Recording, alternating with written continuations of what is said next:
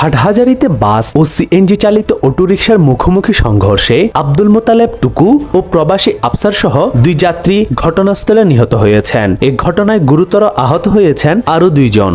হাটহাজারীতে বিদ্যুৎ স্পৃষ্টেই নুরুল আফসার নামের এক ব্যক্তির মৃত্যু হয়েছে। হাটহাজারী পৌরসভার একটি নবনির্মিত ভবনে এই দুর্ঘটনা ঘটে।